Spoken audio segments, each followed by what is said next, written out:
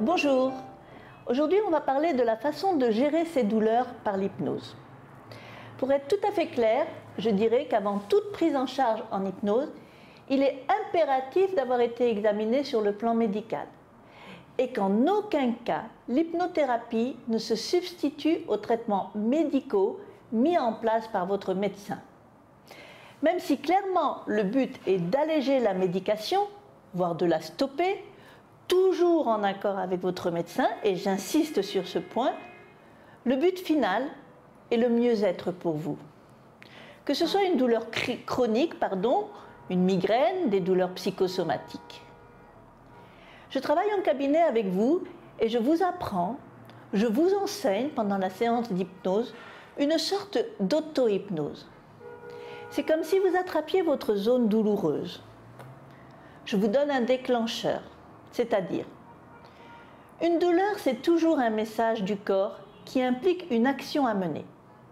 Par exemple, si vous avez une douleur aux dents, votre inconscient vous signale qu'il y a une infection et qu'il faut la traiter et donc voir votre dentiste. Dans le cas des douleurs chroniques, c'est-à-dire des douleurs qui durent depuis plus de 3 mois et qui sont répétitives et que parfois la médecine chimique ne peut pas vraiment soigner, l'hypnose peut intervenir afin de diminuer, de stopper, d'apprendre à gérer ou accepter la douleur suivant les besoins. Les douleurs chroniques sont nombreuses et variées. Elles sont parfois des douleurs dues à une lésion du système nerveux, comme les membres fantômes, la paraplégie, le zona, la section d'un nerf, etc.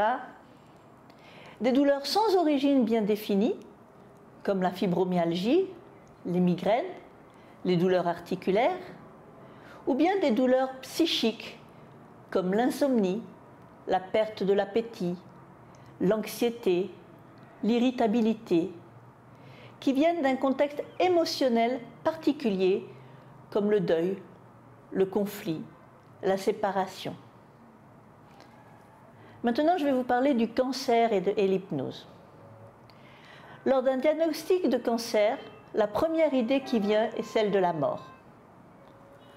Or, nous savons tous que l'espoir, la motivation et la confiance peuvent avoir un impact important sur la guérison. Suite au diagnostic, le patient, mais également son entourage, peuvent déclencher de l'anxiété, des angoisses, du stress, de la dépression, des douleurs psychosomatiques.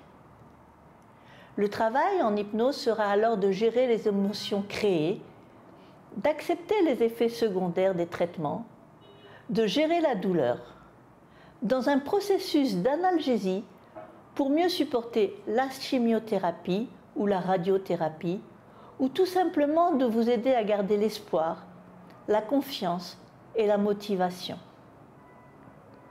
Les opérations et l'hypnose. De nos jours, l'hypnosédation est de plus en plus reconnue et utilisée dans les blocs opératoires ou sur les fauteuils des dentistes. L'hypnose permet d'explorer l'inconscient afin de résoudre les conflits intérieurs. Par conséquent, l'hypnose permet de créer une analgésie, ou changer la perception de la douleur, ou encore diminuer l'attention à la douleur par distraction.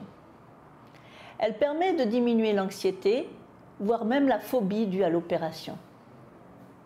Le sujet sera préparé psychologiquement à l'opération.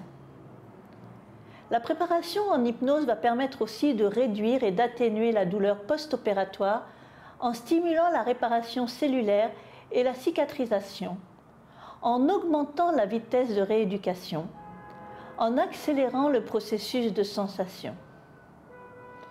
Toutes ces approches sont toujours douces et respectueuses de votre corps et vous redonnent la possibilité d'être active dans la prise en charge de votre douleur. Et n'hésitez pas à poser vos questions. Nous y répondrons toujours avec plaisir, soit en privé, soit à travers une vidéo Hypnolien. Bien sûr, rendez-vous chaque mardi et vendredi pour une nouvelle vidéo Hypnolien passionnante et pleine d'infos. Restez connectés à nos différents réseaux sociaux, dont les coordonnées s'affichent en dernière page de cette vidéo. À très bientôt!